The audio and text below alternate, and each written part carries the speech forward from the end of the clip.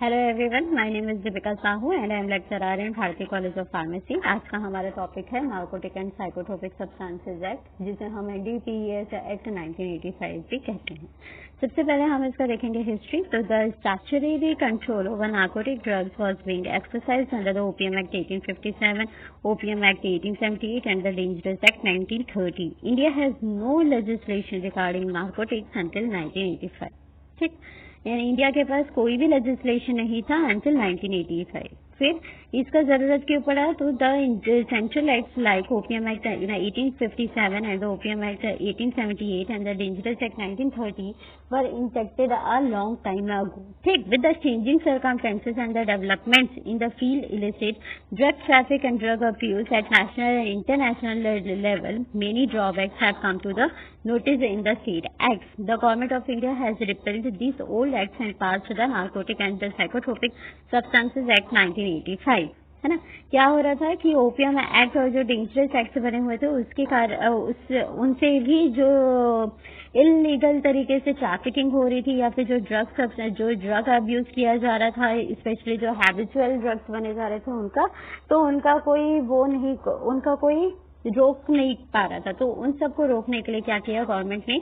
एक एक्ट पास किया narcotic drug and psychotropic substances का 1985 में, और इसे एस्टैब्लिश किया गया 14 नवंबर 1985 में। और इसका जो है लाइसेंसिंग सिस्टम इसके लिए रखी गई, जिसे बोथ चाहे वो हमारे सेंट्रल हो चाहे स्टेट गवर्नमेंट जो हो, वो दोनों लाइसेंस प्रोवाइड करते हैं, और उसी लाइसेंसिंग के सिस्टम के थ्रू ही कोई भी मैन्युफैक्चरर उसे मैन्युफैक्चर कर सकता है या फिर कोई भी फार्मर उसे ग्रो कर सकता है। ठीक, अब इनका मेन ऑब्जेक्टिव क्या क्या थे? To consolidate and amend the existing law relating to narcotic drugs. Narcotic drugs से रिलेटेड जितने भी लॉज थे उन्हें कंसोलिडेट किया गया और उन्हें अमेंड किया गया, नए नए रूल्स रेगुलेशंस उस पर लाते गए। ठीक, और दूसरा क्या था? For control and regulation of operations relating to narcotic drugs and psychotropic substances, है ना?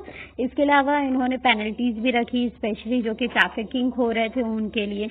उसके अलावा पे इम्प्लीमेंटेशन किए गए international convention relating to narcotic drugs and psychotropic substances, through which India भी जो था उसका एक पार्ट था। नेक्स्ट इसमें हम डेफिनेशन देखेंगे। पहला एडिक्ट, अगर कोई पर्सन किसी भी एक चीज का बहुत ज्यादा हैबिचुअल हो जाता है और उसके बिना उससे रहा नहीं जाता, तो उस चीज को हम एडिक्ट पर्सन कहते हैं, है ना? कैनबिस, जिसे हम हेम के नाम से भी जानते हैं। तो फिर सबसे पहला चरस क्या है? जब कैनबिस के रेजिन पार्ट से एक्सट्रैक्ट किया जाता है तब उसे चरस कहते हैं।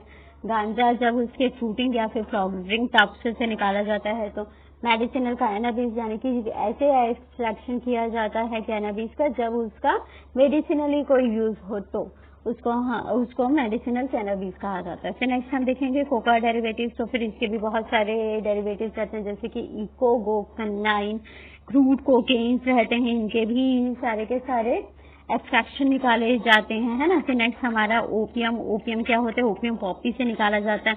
इनके भी बहुत सारे डेरिवेटिव्स रहते हैं, जैसे कि मेडिसिनल ओपियम, प्रिपेयर्ड ओपियम, उसके बाद फिर फेनेंथ्रीन अल्कोलॉइड्स भी जो है, जैसे कि मॉर्फिन, कोडीन, थीरिन, ये सारे भी जो है ओपियम से ही एक्सट्रैक्ट किया जाता है ना? और उसके बाद फिर नेक्स्ट हम देखेंगे तो फिर साइकोट्रोपिक सब्सटेंसेस कौन से होते हैं? तो फिर साइकोट्रोपिक सब्सटेंसेस जैसे हमारे हैबिट फॉर्मिंग सब्सटेंसेस होते हैं, उसके अंदर में कौन कौन से आते हैं? हमारे डीईटी, पेंटाजोसिन, एम्फेटामाइन, फिनोबार्बिटल, ये सब। फिर नेक्स्ट हम देखेंगे मैन्युफैक्चर। अब इनका मैन्युफैक्चर कैसा किया जाता है? तो फिर in relation to narcotic drugs और psychotropic substances include all processes other than production by which such drugs और सब्सटेंसेस में बी ऑब्टेन। इनका प्रोडक्शन जो है वो एक अलग प्रोसेस से ही चलता है, प्लस अगर उनका रिफाइनिंग या फिर उनका जो भी ट्रांसफॉर्मेशन हो रहा है उसके बारे में हमें अच्छे से पता होना चाहिए, साथ ही कैसे बन रहा है और कौन से तरीके से उन्हें ढाला जा रहा है, ये सारी की सारी हमें चीजें पता होनी चाहिए। अब मैन्युफैक्चर्ड ड्रग्स का मतलब क्या होता है? यही किसी भी हैबिट फॉर्मिंग ड्रग्स या फिर नार्कोटिक या फिर साइकोट्रोपिक सब्सटेंसेस वाले जो ड्रग्स रहते हैं, साइकोट्रोपिक सब्सटेंसेस जो रहते हैं उनसे जो डिराइव किया जाता है या फिर एक्सट्रैक्ट आउट किया जाता है, ऐसे ड्रग्स को मैन्युफैक्चर्ड ड्रग्स में डाला जाता है। कंट्रोल सब्सटेंसेस क्या होते हैं? कंट्रोल सब्सटेंसेस ऐसे सब्सटेंसेस होते हैं जिनको अप्रूव करती है या फिर लाइसेंस प्रोवाइड करती है, जिसके लिए सेंट्रल गवर्नमेंट, उनको हम कंट्रोल सब्सटेंसेस में आते हैं। और ज्यादातर हमारे जितने भी नार्कोटिक ड्रग्स और साइकोट्रोपिक सब्सटेंसेस रहते हैं वो सारे के सारे हमारे कंट्रोल सब्सटेंसेस के अंतर्गत में ही क्लासिफाइड रहते हैं। नेक्स्ट हमारा एनसीबी यानी कि नार्कोटिक्स एंड कंट्रोल ब्यूरो। इसे सबसे पहले स्टैब्लिश किया था 17 मार्च 1986 में to enable the full implemented of the NDPS act 1985 से। इनका हेडक्वार्टर कहाँ था? दिल्ली पे। और इनका जो मेन है, it is the chief law enforcement and intelligence agency of India, ठीक। और इनका जो मेन हेड जो रहता है वो डायरेक्टर जनरल रहते हैं, है ना।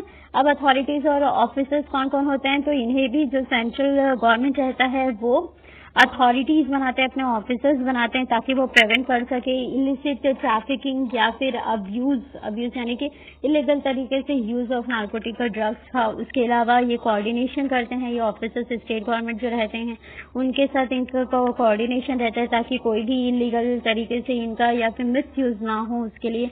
इसके अलावा obligation under the international convention. इसके अलावा अगर कोई फॉरेन कंट्री से इंपोर्ट कराना है या फिर एक्सपोर्ट कराना है तो इन सारी चीजों के लिए भी ये ध्यान रखते हैं। साथ ही अगर कोई लाइसेंस प्रोवाइड करना है किसी भी अथॉरिटी को या फिर किसी भी मैन्युफैक्चरर को तो उसके लिए भी ये सारे के सारे रूल्स रेगुलेशंस बना के रखते हैं। फॉर्म्स भी इनकी के अंतर्गत आती हैं। साथ ही identification, treatment, education, after care, rehabilitation and social interaction of addicts का भी ये ख्याल रखने का काम इन्हीं अथॉरिटीज या फिर ऑफिसर्स के पास होता है, ठीक। अब ऑफिसर्स ऑफ सेंट्रल गवर्नमेंट तो कौन कौन होते हैं? Under the provision of this act the central government may appoint narcotic commissioners and other officers as it thinks for fit, ठीक। अब इनके फंक्शन क्या क्या होते हैं? Supervision of cultivation of narcotic drugs या फिर साइकोट्रोपिक सब्सटेंसेस या फिर प्रोडक्शन ऑफ दैट सब्सटेंसेस, ठीक। और इनके अदर दूसरे फंक्शंस जो रहते हैं वो क्या रहता है? सेंट्रल गवर्नमेंट को इंटरेस्ट कराने का। अब नेक्स्ट है हमारा narcotic drugs and psychotropic substances consultative committees कौन होते हैं?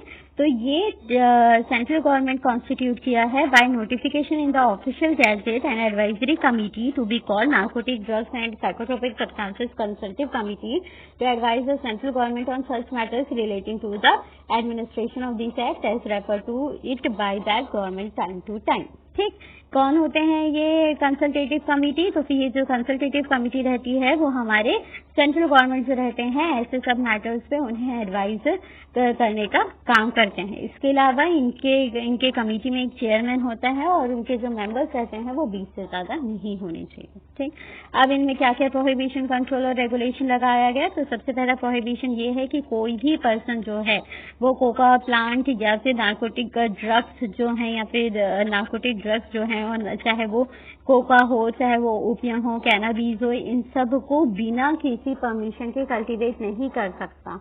और ये बिना किसी परमिशन के कल्टीवेट नहीं करने के साथ साथ उनका production, manufacture, process, sale, purchase, transport या फिर उनका वेयर हाउस नहीं बना सकता या फिर उसका इंपोर्ट एक्सपोर्ट ना ही फॉरेन कंट्रीज और ना ही अपने इंटर स्टेट में कहीं पर कर सकता है ना। तो ये सारे के सारे उनके कंट्रोल रेगुलेशंस पे बनाए गए। नेक्स्ट, सेंट्रल गवर्नमेंट के पास क्या क्या पावर रहता है परमिट, कंट्रोल और रेगुलेट करने का? तो सबसे पहले सेंट्रल गवर्नमेंट जो रहती है वो लाइसेंस प्रोवाइड करती है। जिस भी मैन्युफैक्चरर को जरूरत होती है उसको लाइसेंस प्रोवाइड करने के बाद फिर उन्हें कल्टीवेशन के लिए बताती है। कल्टीवेशन अगर जैसा हुआ तो फिर उनका कितना प्रोडक्शन हुआ, कैसा प्रोडक्शन हुआ, ठीक। प्रोडक्शन होने के बाद फिर कितना अमाउंट में प्रोडक्शन हुआ, प्लस उन्हें आप कहाँ से परचेज कर सकते हैं, वेयर हाउस कहाँ हो सकता है, उनका ट्रांसपोर्टेशन कैसे कर सकते हैं। इन सारी चीजों के लिए जो सेंट्रल गवर्नमेंट रहती है वो लाइसेंस प्रोवाइड करती है ना। इनके अलावा इनका जो सेल रहता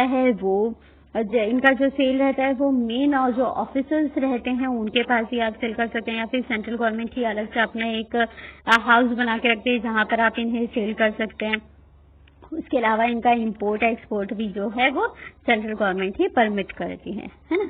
इसके अलावा जो नेक्स्ट है स्टेट गवर्नमेंट के पास क्या क्या रूल्स एंड रेगुलेशंस रहते हैं? तो इनके पास भी वही सारे रूल्स रेगुलेशन रहते हैं। ये भी पोजेशन उनके ट्रांसपोर्ट, चाहे वो इंटर स्टेट भी अगर ट्रांसपोर्ट हो तो उसके लिए भी उनके पास एक लीगल लाइसेंस होना चाहिए।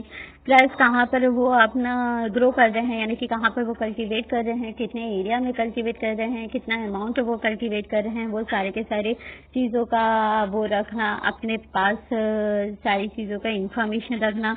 प्लस कब सेल कर रहे हैं, कब वो इंपोर्ट करा रहे हैं, कब वो एक्सपोर्ट करा रहे हैं, सेल अगर कर रहे हैं तो फिर कहाँ पर कर रहे हैं, इन सारी चीजों का भी जो मेन रहता है वो सब कुछ भी हमारे स्टेट गवर्नमेंट जो है वो रेगुलेट करती है ना। अब ऑफेंसेस एंड पेनल्टीज, तो फिर ऑफेंसेस यानी कि गलती करने पे क्या क्या पेनल्टीज मिलती हैं। तो सबसे पहला कल्टीवेशन ऑफ ओपियम, कैनबिस या फिर कोकोआ प्लांट्स विदाउट लाइसेंस, तो फिर उसके लिए इम्प्रिजनमेंट है अप टू 10 ईयर्स या फिर फाइन है अप टू 1 लाख तक का। ठीक, फिर नेक्स्ट ऑफेंस हमारा embezzlement of opium by licensed farmer, यानी कि ओपियम किसी ने बिना उसके अगर किसी लाइसेंस्ड फार्मर ने उगाया तो फिर उसके लिए भी इम्प्रिजनमेंट है 10 ईयर्स या फिर 20 ईयर्स के बीच का, और फाइन है उसके लिए भी 1 to 2 लाख। ठीक, production, manufacture, possession, sale, purchase, transport, import interstate या फिर एक्सपोर्ट इंटरस्टेट, और use of narcotic drugs and psychotropic substances, तो फिर इसके लिए भी या तो इम्प्रिजनमेंट होती है 6 मंथ के लिए या फिर फाइन होता है 10,000 के लिए, और डिपेंड अपॉन इट या तो उन्हें 10 से 20 साल के बीच की भी सजा हो सकती है या फिर उन्हें फाइन भी पे करना पड़ सकता है 1 लाख तक के।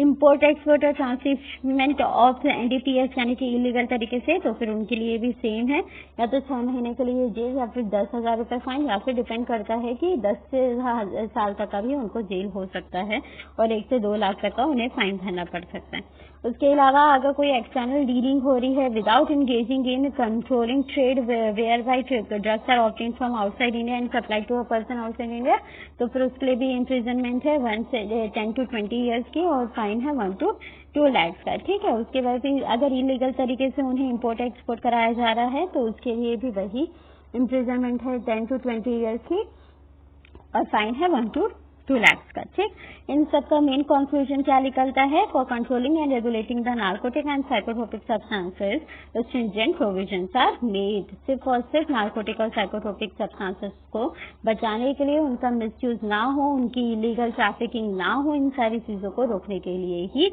ये एक्ट को बनाया गया है। Thank you.